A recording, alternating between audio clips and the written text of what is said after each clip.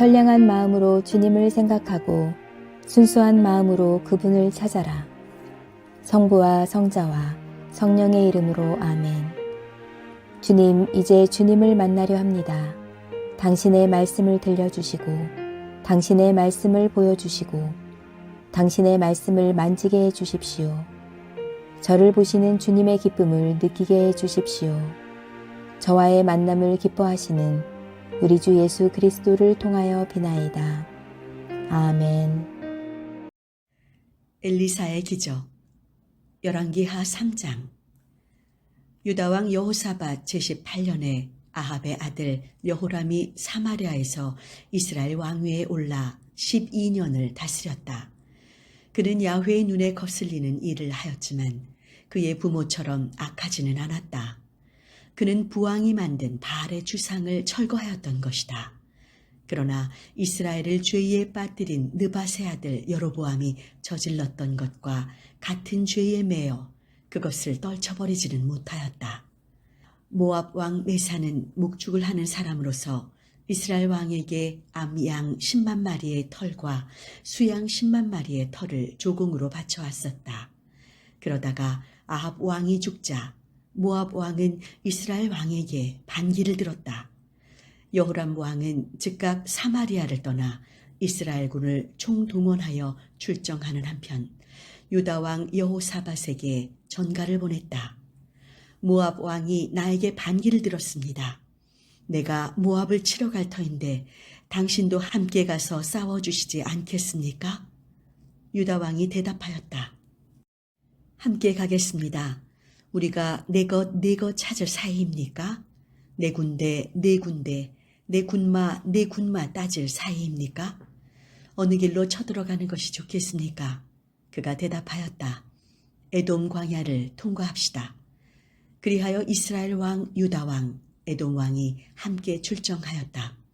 돌아가는 길로 7일 동안 행군하였는데 그만 군인들과 데리고 가는 짐승들이 마실 물이 떨어졌다. 이스라엘 왕이 걱정을 하였다. 큰일 났다. 야훼께서 우리 세 왕을 끌어내셔서 모압 군대의 밥이 되게 하셨구나. 그러나 여호사밧 왕은 이렇게 물었다. 여기 야훼의 예언자가 없습니까? 야훼의 뜻을 알아보게 말입니다. 이스라엘 왕의 신하 하나가 마침 사밧의 아들 엘리사라는 사람이 여기에 있습니다. 엘리야의 시중을 들던 사람입니다. 하고 대답하자 그에게서라면 야훼의 말씀을 들을 수 있을 것이요. 하고 여호사밧이 말하였다. 그리하여 이스라엘 왕은 여호사밧과 에돔 왕과 더불어 엘리사가 있는 곳으로 내려갔다. 엘리사가 이스라엘 왕에게 말하였다. 나에게 무슨 볼일이 있습니까? 당신의 아버지와 어머니의 예언자들에게나 가보십시오. 그러나 이스라엘 왕은 그에게 아니요, 야훼께서 우리 세 왕을 불러내시어 모압 군대의 밥이 되게 하셨소. 하고 말하였다. 엘리사가 대답하였다. 내가 모시는 만군의 야훼께서 살아계시오. 어찌 내가 당신을 거들떠보기라도 하겠습니까마는 유다 왕 여호사밧의 낯을 보아서 청을 들어 드리겠습니다. 수금 뜯는 사람을 불러주십시오.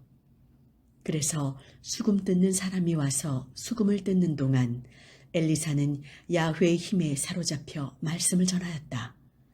야훼께서 말씀하십니다. 이 골짜기 군데군데의 웅덩이를 봐라. 나 야훼가 말한다. 너희가 바람 불고 비 오는 것을 보지 못하겠지만 이 골짜기에 물이 가득 차서 너희와 너희 군인들과 짐승들이 마실 수 있게 될 것이다. 그러나 이런 것쯤은 야훼로서는 아무것도 아닙니다. 야훼께서는 당신들의 손에 모압을 넘겨주실 것입니다. 당신들은 요새화된 성읍, 중요 도시를 모두 쳐서 점령하게 될 것입니다. 그러면 아름다운 수목을 모조리 쓰러뜨리고 샘구멍을 남김없이 틀어막고 옥토를 모조리 돌밭으로 만드십시오. 다음 날 아침 제사를 드리는 시간이 되자 에돔 쪽에서 물이 쏟아져 나와 그 일대가 물바다가 되었다. 한편 여러 나라의 왕들이 쳐들어온다는 소문이 모압 전국에 퍼졌다. 그래서 징집 연령이 지난 사람은 모두 소집되어 국경에 배치되었다. 모압군은 이튿날 아침 일찍 일어나 햇살이 물 위에 퍼져 있어 물이 피처럼 붉게 물들어져 있는 것을 보았다. 피바다로구나 하고 모압군은 소리쳤다. 왕들 사이에 네 분이 일어나서 서로 쳐 죽인 게 틀림없다. 모압 장병들아, 나가서 털자.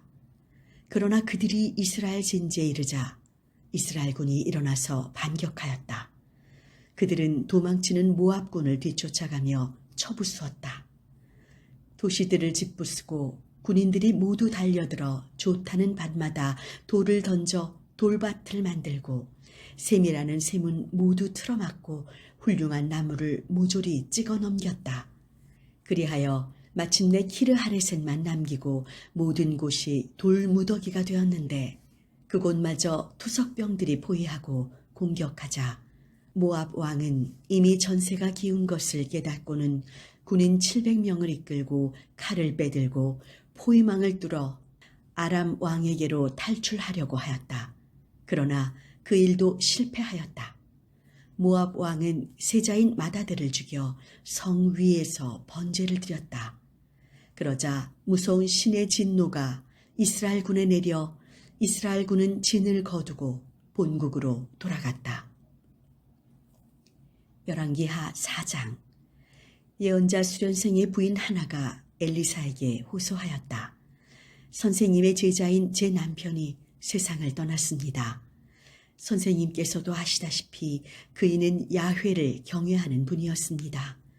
그런데 그이에게 빚을 주었던 사람이 제 두 아들을 종으로 끌어가겠다고 합니다. 엘리사가 그 여인에게 말하였다.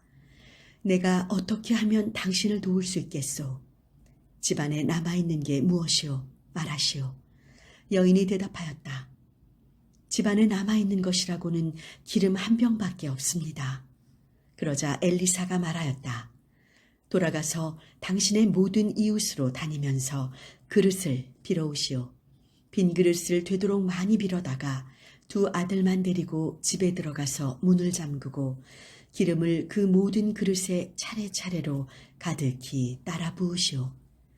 여인은 엘리사를 떠나 집으로 돌아가서 두 아들만 데리고 집안에 들어가 문을 잠갔다.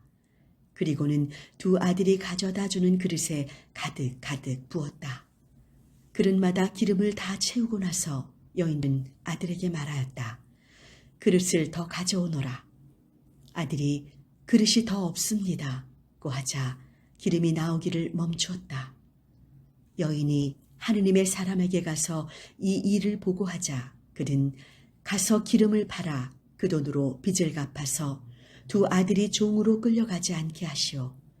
남은 것을 가지고 모자가 함께 살 수 있을 것이오. 하고 말하였다. 엘리사가 하루는 수넴을 지나가게 되었다. 거기에 살고 있던 한 부유한 여인이 엘리사를 대접하고 싶다면서 머무르기를 간청하였다. 그래서 엘리사는 그곳을 지날 때마다 그의 집에 들러 식사를 하곤 하였다. 그 여인이 남편에게 말하였다. 여보, 틀림없이 우리 집에 늘 들르시는 이분은 거룩한 하느님의 사람입니다.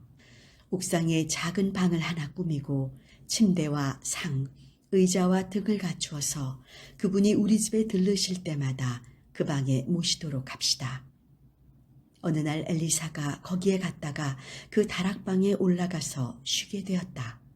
엘리사는 시종 게하지에게 그 집의 수넴 여인을 불러오라고 일렀다. 그가 여인을 불러오자 여인은 예언자 앞에 나섰다. 엘리사가 자기 시종에게 말하였다. 부인께 이렇게 여쭈어라. 부인, 수고가 많으시오. 이 은혜를 갖고 싶소. 내가 부인을 위하여 왕이나 아니면 군 사령관에게 부탁드려 줄 수도 있는데 무슨 아쉬운 일이 없으시오? 그러자 저는 이렇게 한 결의 가운데 어울려 만족스럽게 살고 있습니다. 하고 여인이 대답하였다. 엘리사는 시종에게 물었다. 그러면 이 부인에게 해줄 일이 없을까? 이 부인은 아들이 없는 데다가 남편은 나이가 많아 보기에 참 딱합니다. 하고 게하지가 대답하였다. 그러자 엘리사는 그 여인을 다시 불러오라고 일렀다. 시종이 여인을 불러오자 여인은 문간에 섰다. 엘리사가 말하였다. 내년 이맘때 같은 철이 돌아오면 부인께서는 아이를 낳아서 안게 될 것이요. 여인이 대답하였다. 그럴 수 없습니다. 선생님, 선생님께서는 하느님의 사람으로서 저에게 농담을 하십니까? 그러나 그 여인은 임신하여 엘리사가 일러준 다음 해 같은 철이 돌아오자 아들을 낳았다. 그 아이가 자라났다. 하루는 자기의 아버지가 농군과 함께 추수하고 있는 데로 나갔다가 갑자기 아, 머리야, 머리야 하고 아버지에게 소리쳤다. 아버지는 함께 있던 하인더러 그를 어머니에게 데려다 주라고 일렀다. 하인은 아이를 어머니에게 데려다 주었다. 그 아이는 정오까지 어머니 무릎에 누워있다가 죽었다.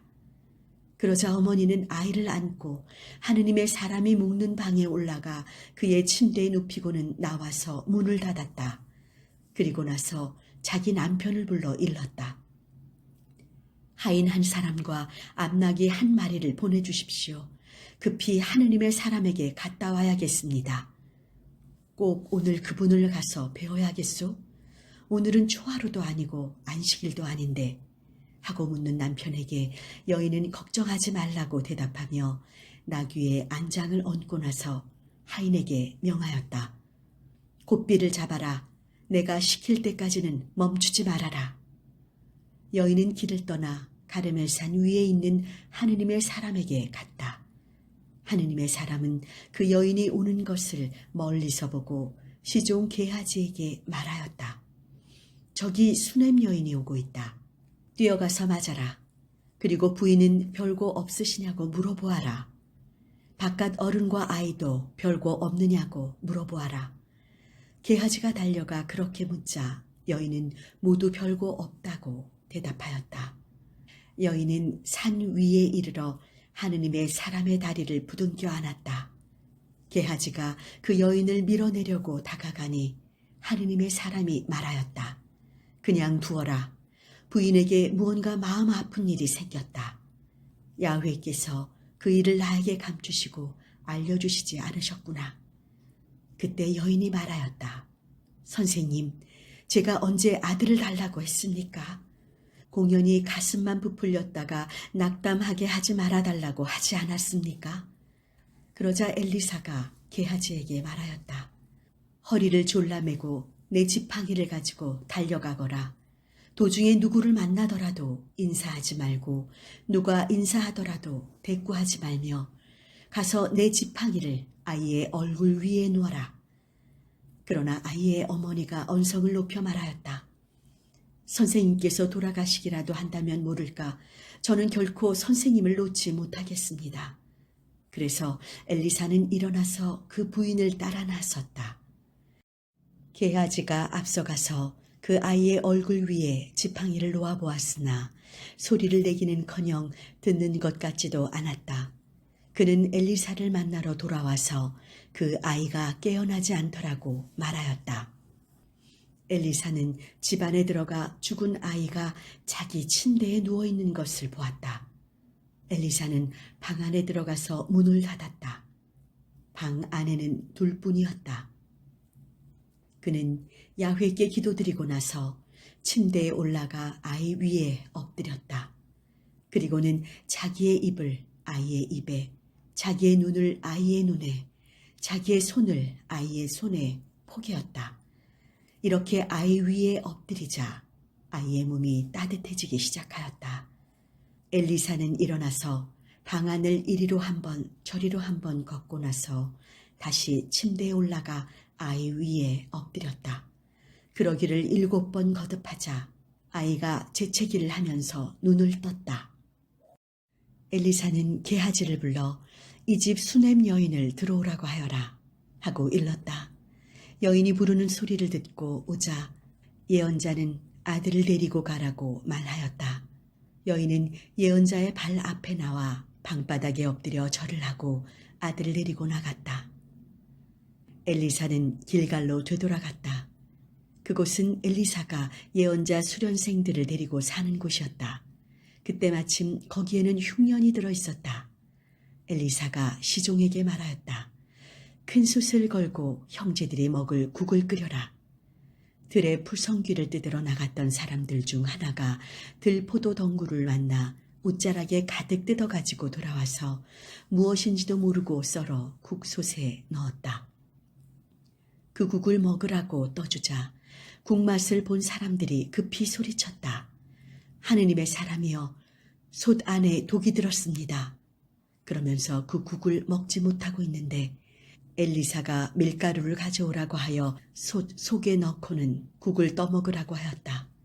먹어보니 솥에 독이 없었다. 어떤 사람이 바알 살리사에서 왔다. 그는 만물로 만든 보리떡 20개와 햇곡식 이삭을 하느님의 사람에게 가져왔다. 엘리사는 그것을 같이 있는 사람들에게 나누어 먹이라고 하였다. 그러나 그의 제자가 어떻게 이것을 100명이나 되는 사람들 앞에 내놓을 수 있겠습니까? 하고 물었다. 엘리사가 다시 말하였다. 이 사람들이 먹도록 나누어 줘라. 야훼께서 이들이 먹고도 남을 것이라고 말씀하셨다. 그리하여 그것을 사람들에게 나누어 주니 과연 야훼께서 말씀하신 대로 그들이 먹고도 남았다. 열왕기하 5장. 시리아 왕의 군사령관으로 나아만이라는 사람이 있었는데 그는 왕이 매우 아끼는 큰 인물이었다. 야훼께서 나아만을 들어 쓰시어 시리아의 승리를 안겨주셨던 것이다. 그러나 그는 문둥병 환자였다. 시리아군이 이스라엘을 쳐들어갔다가 한 번은 거기에서 어린 소녀 하나를 사로잡아 왔는데 나아만 장군은 그 소녀를 아내의 하녀로 삼았다. 그 어린 하녀가 자기의 주인에게 일렀다. 주인 어른께서 사마리아에 계시는 예언자를 만나시기만 해도 좋겠습니다. 그가 문둥병쯤은 쉽게 고쳐주실 텐데요. 이 말을 듣고 나아만은 입궐하여 왕에게 이스라엘에서 온 소녀가 이러이러한 말을 하더라고 아뢰었다. 이 말을 들은 시리아 왕이 말하였다. 내가 이스라엘 왕에게 친서를 써줄 터이니 장군은 가보시오. 이리하여 나아만은 은 10달란트, 금 6,000세겔, 옷 10벌을 가지고 가서 왕의 친서를 이스라엘 왕에게 전하였다. 그 친서에는 이렇게 쓰여 있었다. 본인은 이제 이 편지를 들려 본인의 신하 나아만을 귀하에게 보냅니다. 부디 그의 문둥병을 고쳐주십시오. 이스라엘 왕은 이 서신을 읽고 옷을 찢으면서 말하였다. 내가 사람을 죽이고 살리는 신이란 말인가? 그가 사람을 보내어 나에게 문둥병을 고쳐달라고 하니 이것은 그가 나에게 싸움을 걸려고 트집을 잡으려는 것이 분명하다. 그대들은 이 점을 분명히 살피시오. 이스라엘 왕이 옷을 찢었다는 소리를 듣고 하느님의 사람 엘리사가 왕에게 사람을 보내어 말을 전하였다. 어찌하여 옷을 찢으셨습니까? 그를 나에게 보내주십시오. 이스라엘에 예언자가 있음을 그에게 알려주겠습니다. 그리하여 나아만은 마차를 몰고 엘리사의 집에 이르러 대문 앞에 멈추었다. 엘리사는 사람을 내보내어 말을 전하였다. 요르단 강에 가서 그 강물에 7번 몸을 씻으시오.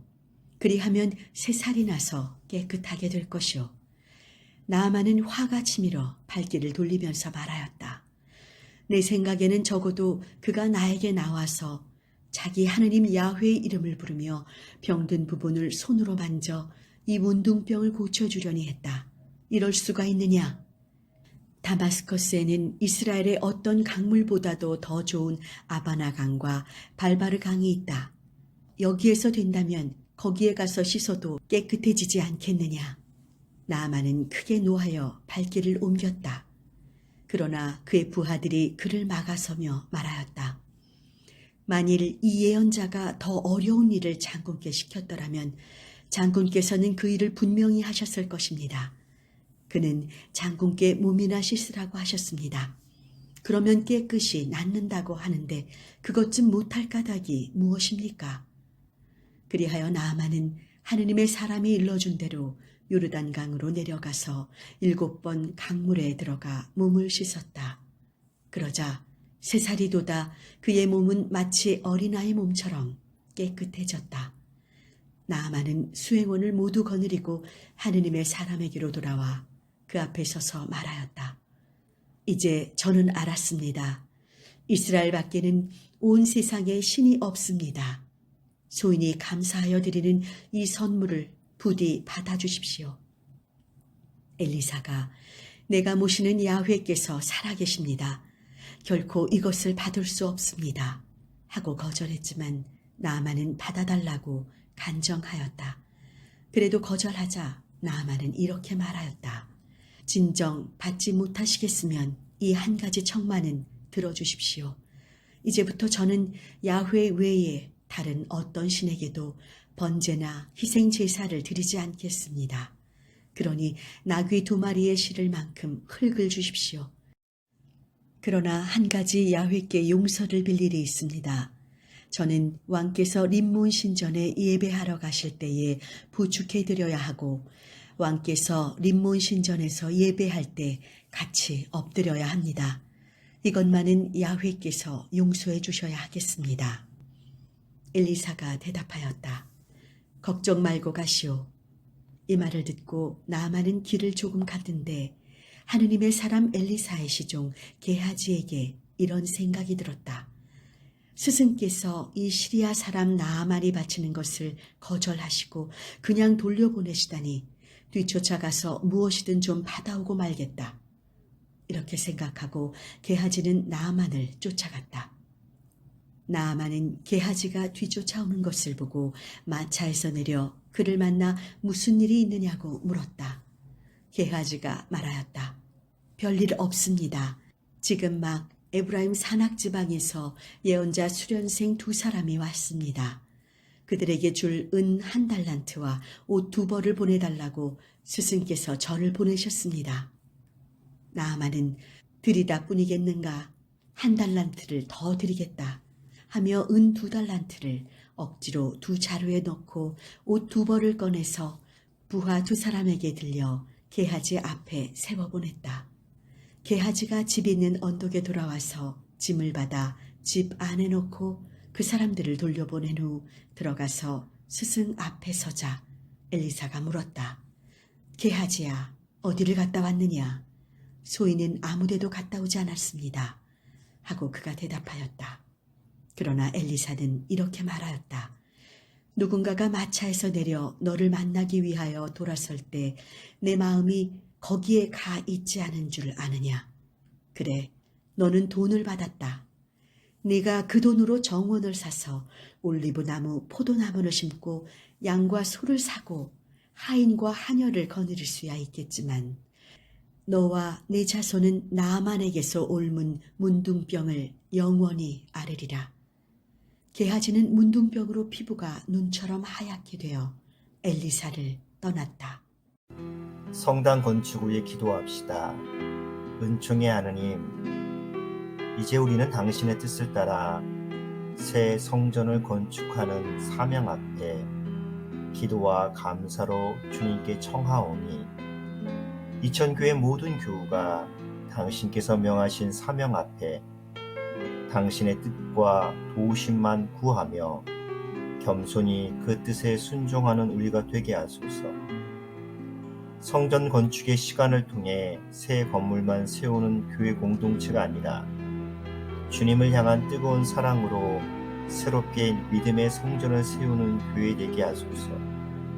기도와 찬미로 고결한 예배의 향기가 넘치는 교회, 향기 나는 기도가 당신께 쉼없이 상달되는 교회, 누구나 와서 당신의 은총과 축복을 경험하는 교회, 풍성한 사랑의 섬김으로 주님 사랑이 세상 곳곳으로 흐르게 하는 교회, 이러한 주님이 기뻐하실 교회의 기초를 놓는 건축 과정이 되게 하소서.